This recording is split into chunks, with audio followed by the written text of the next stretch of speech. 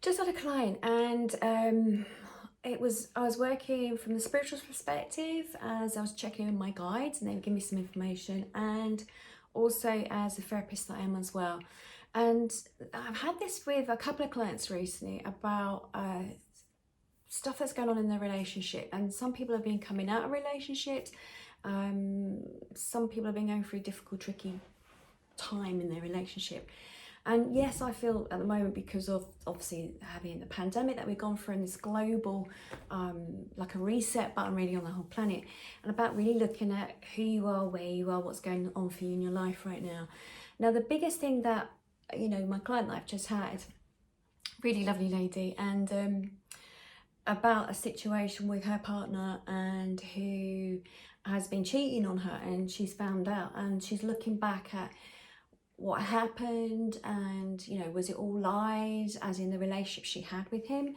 And she's been looking at, how could I have let this happen? And she's quite angry, and of course she is, and she's holding all the information in her body, and it's staying there. And he's sort of saying yes, he's come clean, he's now sort of said yes, this is what happened. And she, even though this has happened, it's like and he did this, she didn't do this. She's feeling as if now that she can't really have a go at him, because he sort of said yes, I'm sorry, I apologize, and what was going on for him. And we were just looking at how she was feeling, because where do you put that emotion there? What happens? If you bottle it up inside you, that's not good, any good for you. And she feels almost like guilty that she can't say it to him. What came out of today's session, was very much that how she'd been in a previous relationship, how if you don't look at that last relationship, if you don't look at what that last relationship taught you, and taught you about how you value yourself as well, because no one ties you into a relationship to some degree. There's complications with that, I know, and whatever, but what have you learned from that relationship? What have you learned about yourself? How you value yourself? And a lot of, when we enter into a relationship, or where we are in ourselves, if we're in a toxic relationship or dysfunctional relationship, when we start looking at ourselves and doing that personal development on ourselves, and we start spending that time on ourselves, when we start coming out of it, we start sort of seeing there was a mismatch of how we were as an individual, either if you look at energetically, whatever, or how you were as an individual person. There's a mismatch of who they were, but you can see why you were attracted to them in the first place, of how you felt about yourself is why we attract, and it's very much like this mirror image. And she had honestly said to me that, she'd come out of this past relationship, which was a very toxic relationship, and she ended up falling into this relationship almost immediately afterwards. And we looked at that, what had been going on about, how he had been seeing someone behind her back and stuff. And we looked at that this relationship that she was in the present moment, what's going on for her, it was almost, there were some similarities from a previous relationship.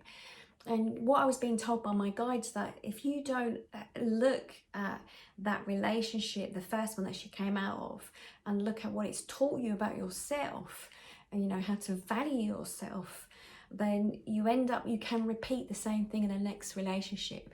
And whether you're in the next relationship for a year, 2 years, 10 years, 30 years, or whatever, however long, but it's about, you end up repeating the same cycle. And Spirit was very clear this morning, and I've said this before, that our relationships that we get into with partners and other relationships and friendships, they're teaching us something all the time. And so it makes sense that if something comes up in a relationship, you digest it, you evaluate, you sort of look at what it's taught you and how you can move forward. So that's where she's at the moment. Give it a couple of weeks, take some time out, have a look at this relationship, digest it. She's not the only one. There's quite a few people, and I know even with myself, what's happened with myself as well, and that's why I can generally talk from my perspective as well. It's that you need to digest what's happened in one relationship, what it's taught you about yourself, the lessons you've learned about yourself, for you then to move on to another relationship. And you need that time span, you need a little bit of period of time to sort of really know where you are, sort of really get your own balance, really see where you are in yourself before moving on to another one as well. And I said to her about this exercise to have a little look at and doing. It was that, you know, sit down, A4 sheet paper, write it down. What is it that you learned from your previous relationship? What was going on for you? What did you come away from that? What did you learn about yourself? What is it that, you know, that you didn't like about it? What it is that you did like about it? Because there's always going to be some positives in an old relationship as well. And that will help you to move forward into what you want in your next relationship. You still want that, you know, someone to talk to, you know, what did they give you? Was it security? Was it there they listened to you? Did you go out a lot with them? Did you feel at home with them? Whatever it is that you gained from the previous relationship that you can take forward into what you want in another relationship, in a new relationship. But by looking at an old toxic relationship, if you end up in another relationship like she's in this at this moment, if there's similarities from the relationship you're in right now, how it makes you feel, to that previous toxic relationship, it means you haven't learnt that lesson. It's just come up. It's like an old wound. It's like picking out an old scab. It's come up again and it's showing you. And until you actually look at that, and until you sort of can really understand what that means, it's very hard then to move into a functional relationship. And remember that each relationship we move into is actually helping us to progress, to move forward, to reach our full potential. But wherever we are in ourselves, we're just going to get a reflection back. So if you're entering into a relationship where you're feeling really down about yourself, sensitive, undervaluing yourself, you're most likely going to find someone who wants to try and fix you, or try to see some of those vulnerabilities that are similar, and like a magnet, you attract each other. You know, if someone's not feeling very good about themselves, undervalue themselves, have different values and core beliefs to you, you're going to end up meeting that person. You're going to end up sort of attracting them, and through that, the relationship you create is normally sort of quite toxic and dysfunctional. That's what I'm finding with some of my clients at the moment. I think really because of this global pandemic, people have had this time where they've reassessed where they are, what's going on for them in lives, and what they want to move into. So yeah, so have a little look at that, you know, A4 sheet of paper, look at previous relationship. If you've just come out of an old relationship, you've jumped into a new relationship, look at those relationships. What have you learned from those individuals? What do they teach you about yourself, how you treat yourself, how you allow someone to treat yourself that way?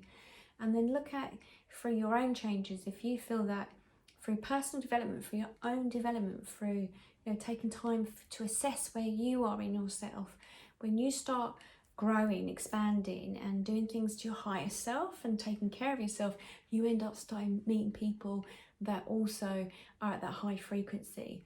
And it also has a knock-on effect to other areas in your life. So if you're, you know, it can do, put it that way, if you're in a relationship that's not working for you and you want to do really well career-wise or moving forward, if they're very against it or feel threatened by it, it could block you to moving forward into something you want to do. And how they value you as well around in your area. I mean, no, it's not about putting the blame on somebody else. It's about really taking responsibility for where you are so it can help you to move forward. But so we did this exercise this morning with her and looking at how she wants to move forward in the future and seeing how she feels. But really about taking some time out to see where she is, how she feels about herself before moving on, either continuing with this relationship or moving forward into a new relationship. Just thought I'd share that because that's coming up a lot at the moment with a lot of people in relationships moving out, shifting into new ones, or leaving and identifying and seeing how toxic an old relationship was. But just hold on in there, just sit down, do this exercise, have a little look and what it is that you want in the future to move into. Because yeah, it helps with manifestation later on. It also helps with getting your mind in that place that you can really see what it is that you want. And also this illusion of what you may think that your future is going to be like with this person you have in your life. If they are treating you in a certain way, how can it be anything different in the future?